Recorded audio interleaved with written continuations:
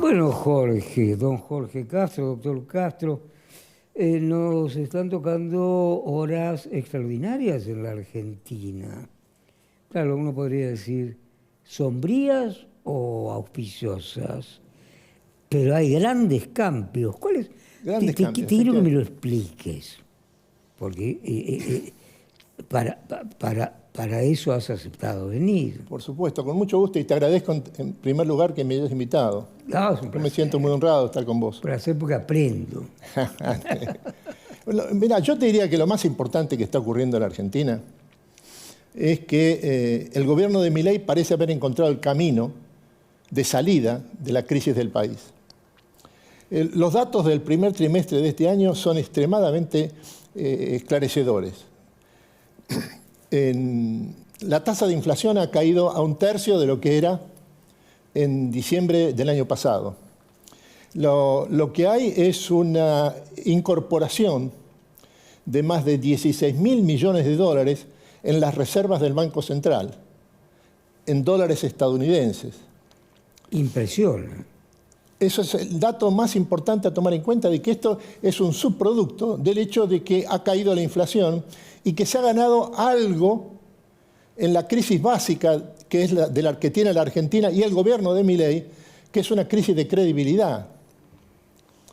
Se ha comenzado a recuperar un principio de credibilidad en la capacidad de acción del actual gobierno, porque creo yo que esto se debe a que Milei ha acertado en lo esencial. Ha llegado a la conclusión ¿Qué es lo que el esencial? principal problema que tiene la Argentina hoy es una tasa de inflación que en el mes de diciembre del año pasado comenzaba a espiralizarse y que tendía a la hiperinflación. En un país que tiene como característica la de ser mega inflacionario y 2 veces hiperinflacionario. Sí. Entonces, lo que ha empezado a ocurrir acá es que después de haber percibido qué es lo esencial y qué es lo accesorio, lo esencial es poner un freno de carácter drástico a la tasa de inflación de la Argentina. Es la causa fundamental del crecimiento de la pobreza. Este es el dato que vincula lo estructural con lo social. Escuchamos con atención cada uno de estos puntos, Jorge Castro, porque son esenciales, evidentemente. Las cosas pasan tan rápido en este tiempo político y económico que hasta hace no muy poco tiempo Milei era un personaje de la televisión, de los paneles, Así es. sin ningún partido. De hecho, prácticamente no lo tiene en rigor, y hoy es uno de los protagonistas de la vida internacional Exactamente. más llamativo. Exactamente, porque ha logrado encarnar, sobre la base del éxito concreto que ha logrado en la Argentina, no es humo esto que está en discusión, lo que está a la vista. Son números. Son realidades concretas, números. El nivel de reservas ha aumentado en más de 16.000 millones de dólares desde diciembre del año pasado a abril de este año. La tasa de inflación ha caído en más de 2/3 respecto a los niveles de diciembre del año pasado, donde había comenzado a espiralizarse y tendía a la hiperinflación. En tercer lugar, lo que está ocurriendo es de enorme importancia. A partir del mes de enero se ha puesto de manifiesto una nueva tendencia en el país, que es el hecho de que por primera vez en la historia argentina contemporánea hay más oferta de dólares estadounidenses en el mercado que demanda de dólares estadounidenses en el mercado argentino. Dicho de otra manera, se ofrece más a la compra dólares estadounidenses, billetes verdes, que la demanda que de esos dólares históricamente ha sido superior en la Argentina. Es un hecho tan relevante que uno... Claro, es un cambio de tendencia fundamental, porque el hecho estratégico fundamental de la economía argentina es el hecho de que la Argentina, en términos per cápita, es el país más dolarizado del mundo. En términos nominales, es el tercero más dolarizado del mundo. El primero, Estados Unidos. Sí, claro. El segundo, Rusia. Pero Rusia tiene 150 millones de habitantes, la Argentina 47. Y el tercero, la Argentina. Ahora, en términos per cápita, el país del mundo que tiene más dólares por habitante es la Argentina. Lo que esto significa... Y de ello, de este punto exactamente, realmente asombroso, ¿qué emana? ¿Qué nos viene a decir? Lo que emana es lo siguiente: el nivel de ahorro per cápita de la sociedad argentina en dólares estadounidenses, fuera del mercado, en caja de seguridad o en colchones de los domicilios de los argentinos, es el más elevado. El nivel de ahorro individual es el más elevado de América Latina. Está por encima del nivel de ahorro individual en dólares de México, de Chile, de Uruguay o de Brasil.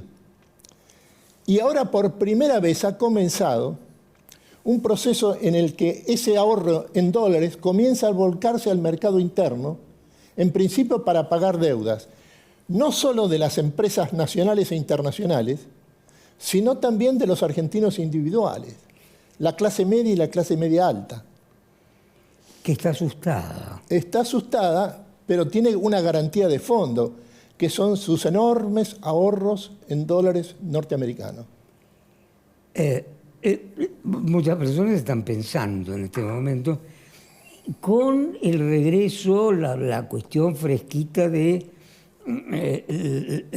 la llegada de Milei como presidente argentino a España para la recepción de Vox, el partido representativo, parlamentario de ultraderecha en las Cortes, en la legislatura española. Así es. Y aquí estalló todo. Así es. Bueno, yo lo que creo es lo siguiente: conviene ubicar el fenómeno Milei,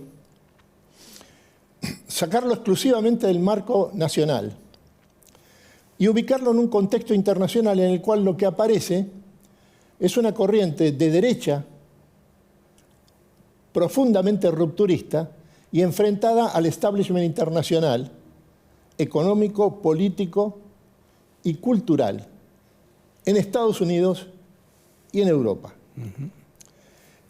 Lo que está sucediendo es que esa derecha rupturista que en la Argentina expresa Javier Milei se ha aliado con la más alta tecnología de los Estados Unidos. El presidente Javier Milei, este mes... Atención, nuevamente en este punto. En este mes... Ya son dos encuentros con Elon Musk. Exactamente. En este mes viaja nuevamente a los Estados Unidos. Ha sido invitado, como la única figura política que ha sido convocada, a un foro de la alta tecnología norteamericana, con una invitación especial de Mark Zuckerberg, el dueño y creador de Facebook. A ese foro internacional que se va a realizar en Silicon Valley, no en Washington, no en Nueva York, en Silicon Valley. Increíble. Ha sido invitado a exponer como principal expositor, único expositor político, Javier Milei. Javier Milei, el próximo mes, va a viajar nuevamente a España y en general a Europa, porque ha sido invitado por la primer ministra italiana, Giorgia Meloni, sí, a participar como invitado de la reunión del Grupo de los siete principales potencias capitalistas del siglo XXI, encabezadas por Estados Unidos. Bien, las cosas suceden a una velocidad enorme y la Argentina puede empezar a suponer que su debacle es un debacle consentido. Es solo un problema irresoluble. No, y además es un debacle inviable. Es una debacle consentido. Esta es una situación caótica, pero es un caos que esboza un nuevo orden, un nuevo sistema de poder mundial. Bien, ¿qué pasó en España? Lo que pasó en España fue que hace 2 semanas el ministro de Trabajo español del gobierno del presidente socialista Pedro Sánchez, públicamente manifestó que el presidente de la Argentina, Javier Milei, consumía sustancias de carácter narcóticos.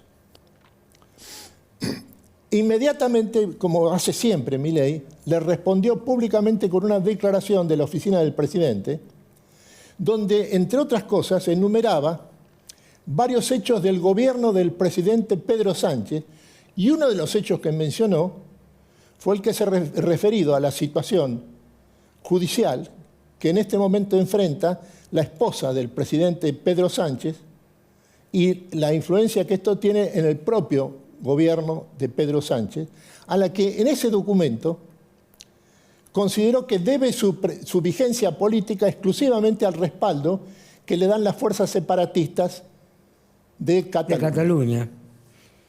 Todo esto en un documento oficial de la Presidencia de la Nación. Sí, es un análisis muy correcto.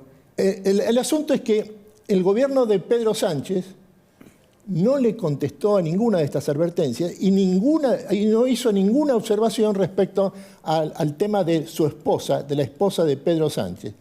Pero ahora Milei viaja al foro de Vox, que fue un éxito en términos de público fenomenal, que se realizaba en Madrid, y allí, en su discurso que él denominó de parte de la batalla cultural contra el socialismo en el mundo y la izquierda en el mundo, mencionó específicamente, en una línea, la situación judicial de la esposa del presidente socialista Pedro Sánchez y la responsabilidad que tenía en esa situación el propio gobierno del presidente Pedro Sánchez. Pedro Sánchez, sí. A Pedro Sánchez lo define Pérez Reverte, Arturo Pérez Reverte, miembro de la Academia Española de Letras, un novelista y una persona muy divertida, aguda, corresponsal de muchas guerras, incluso la de las Malvinas, etc., como una especie de sinvergüenza, de político a lo italiano renacentista, un Maquiavelo, sin mayores escrúpulos, pero de gran capacidad en el juego, como para mantenerse y aliarse, como en este caso con los separatistas catalanes, por ejemplo. No es una persona desdeñable y se asume como un hombre de izquierdas. ¿Por qué ahora están ocurriendo cosas que antes podrían atribuirse a la izquierda? Y ahora la izquierda se ha desinflado, de golpe es como que cae una máscara y más bien los hechos reaccionarios cavernícolas y en dirección a las dictaduras se pegan a las izquierdas. Así es. Bueno, yo te diría que... Porque, perdón, es brevísimo, te juro. Uno piensa en Vox, en el partido ultraderechista de España, o un poquito menos ya a Giorgia Meloni en Italia, que está un poquito hacia el centro, lentamente, por razones estratégicas, como un grupo de cavernícolas y de retrógrados, ¿no? Mira, sobre este punto me gustaría hacer una precisión que puede ser útil. Es el asunto siguiente. Vox no es nostálgico del pasado, no es franquista. Vox surge como fuerza política, como una escisión del Partido Popular en el momento en que llega de auge del nacionalismo catalán. Vox es la expresión de la reaparición en gran escala del nacionalismo español, sin que esto implique una reivindicación del pasado, ni mucho menos de la guerra civil. Ni mucho menos de la guerra civil. Por cierto, no. Entonces, este es un punto de especial importancia, porque Giorgia Meloni, que es la heredera directa del movimiento social italiano, sí, la expresión del neofascismo de Italia, es al mismo tiempo la que todos los años realiza en este momento ejerce ella como primer ministro de Italia, es la más exitosa de los primeros ministros de Italia, posiblemente de la posguerra. Largamente, por casualidad, por esas cosas de la vida, he pasado hace unos días por ahí. Entonces, ella, por ejemplo, a diferencia de otras expresiones de la derecha extrema italiana, no apoya a Putin ni apoya a Rusia. No. Tiene una posición inequívoca pro-Ucrania. Pro-Ucrania y pro-Estados Unidos. Sí. Entonces, acá lo que hay en juego es un nuevo fenómeno, porque todos los años Giorgia Meloni realiza un foro de parte de su partido, organizado por su partido, Fratelli d'Italia, en donde el contenido esencial de este foro es el que se refiere, es el que se refiere al cambio tecnológico y a la revolución tecnológica, sobre todo en materia de inteligencia artificial. Sí, qué potencia tiene, ¿no? Exactamente, es una mujer... Linda la petiza y además brillante. Brillante y con mucho carácter, en fin, es una auténtica Thatcher en ese sentido. Sí.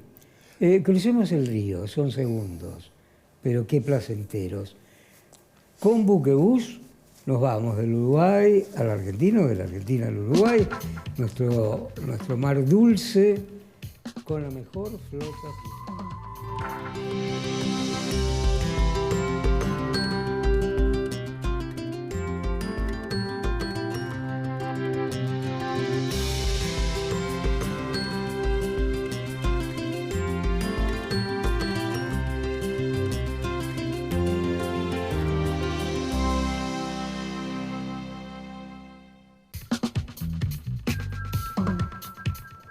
¿Qué me querías decir hace instantes?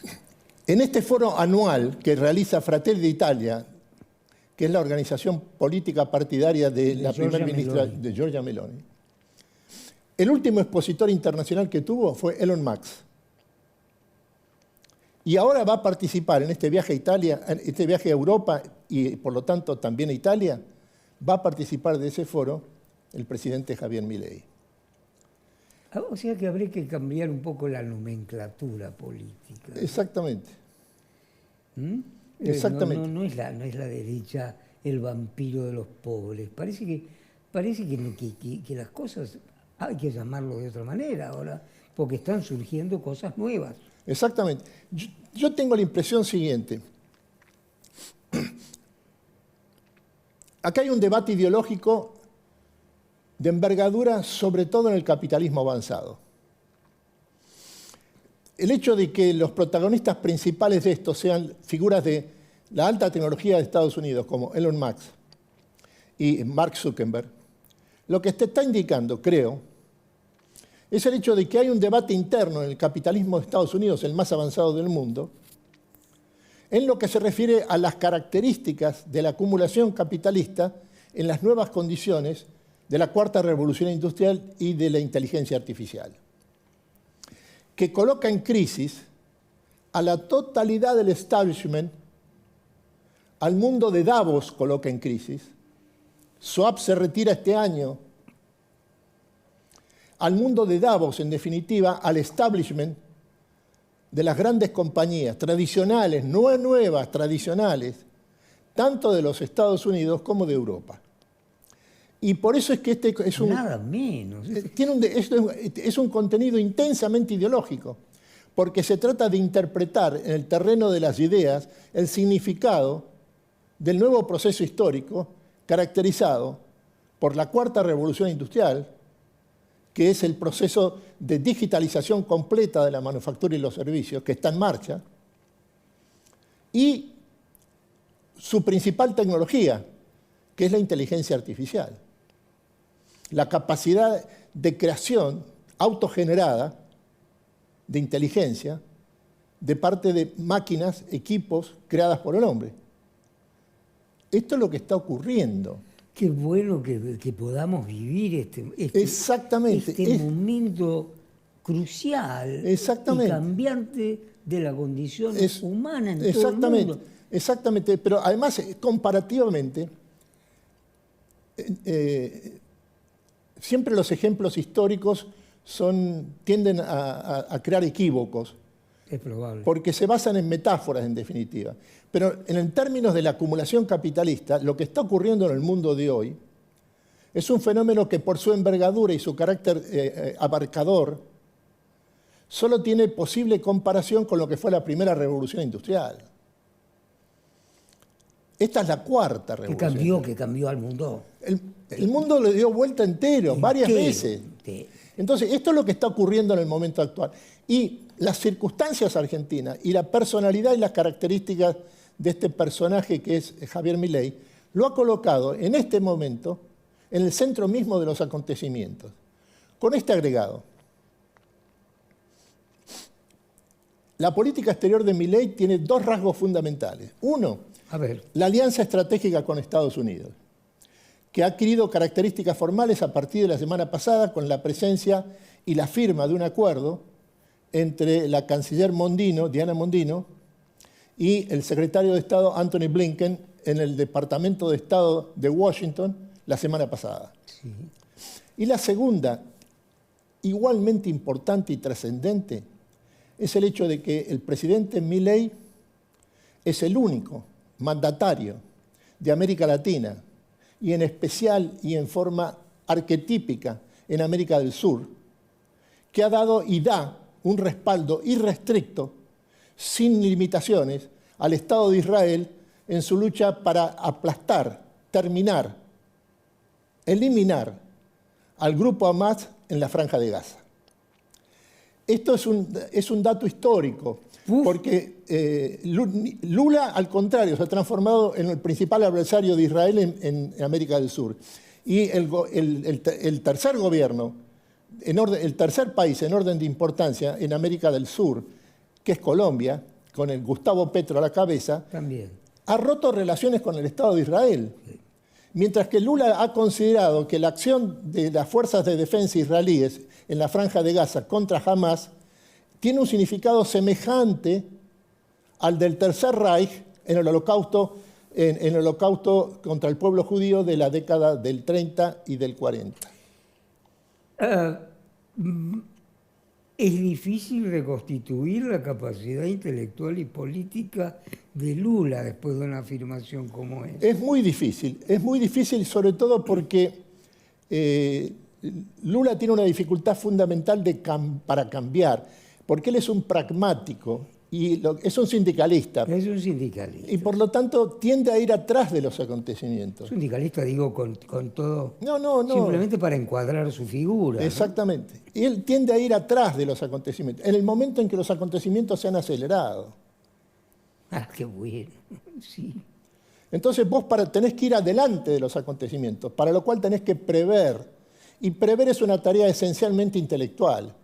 Por esto es que acá lo que hay es un debate de orden ideológico en el mundo de hoy.